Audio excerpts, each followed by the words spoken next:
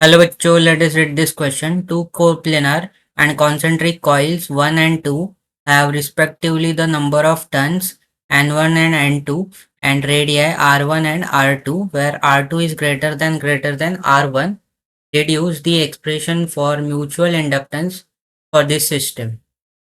तो इस क्वेश्चन में हमारे पास दो coplanar and concentric concentric circular coils हमें दिया हुआ है जिसके लिए number of turns N1 and N2 है एंड रेडियस जो है वो R1 एंड R2 है। तो हमें म्यूचुअल इंडक्टेंस का एक्सप्रेशन फाइंड आउट करना है। तो यहाँ पे जो हम लोग की कॉन्सेप्ट यूज़ करेंगे वो होगा, तो हमें पता है फॉर अ सर्कुलर कॉइल जो मैग्नेटिक फील्ड का एक्सप्रेशन होता है ये होता है mu into I upon 2 into R के इक्वल, जहाँ पे आर जो है ये radius of the circular coil के इक्वल होता है। तो अगर हम लोग डायग्राम बनाए तो हमारे पास सिंस दो कॉन्सेंट्रिक कॉइल्स दिया है, लेट अस अज्यूम कि ये हमारा पहला कॉइल है, ये सेकंड कॉइल है, ये हमारा फर्स्ट वाले का रेडियस हो गया R1 एंड ये हमारा R2 हो गया, ये R2। और हमें क्वेश्चन में कहा है कि R2 बड़ा है और R2 के लिए जो लेंथ नंबर ऑफ टर्न्स आएगा ये N2 हम लोग अज्यूम करते हैं, ये N1 आएगा इसके लिए। तो अगर हम लोग मैग्नेटिक फील्ड निकाले due to coil with radius 2, तो यहाँ पे अगर हम लोग लिखे magnetic field due to coil with radius 2, coil with radius R2,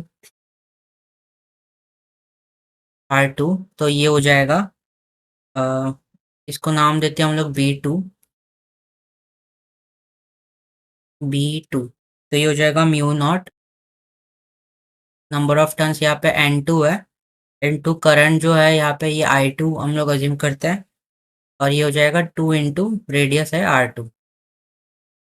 now ये मैग्नेटिक फील्ड की वजह से जो कॉइल 1 में जो फ्लक्स जनरेट होगा वो हम लोग लिख सकते हैं magnetic flux, magnetic flux linked linked with coil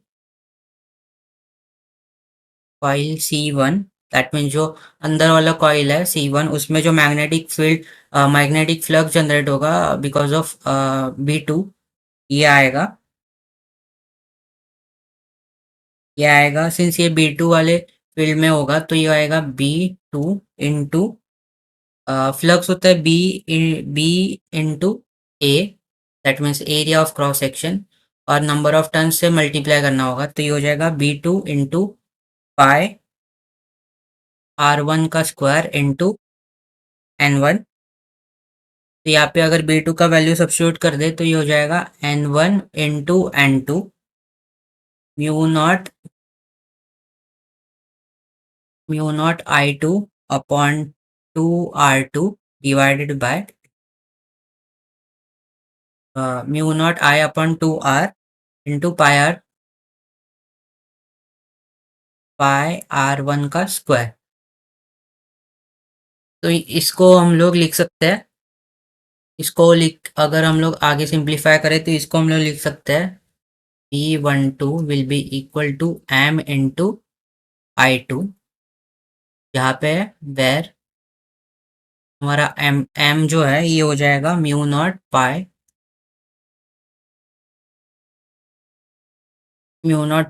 R1 square into N1 N2 divided by 2 times R2।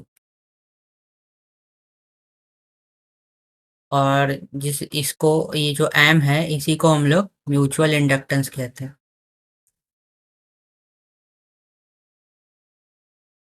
तो हमें म्यूचुअल इंडक्टेंस का एक्सप्रेशन मिल गया फॉर टू कॉन्सेंट्रिक कॉइल्स, तो ये हमारा म्यूचुअल इंडक्टेंस का एक्सप्रेशन हो जाएगा।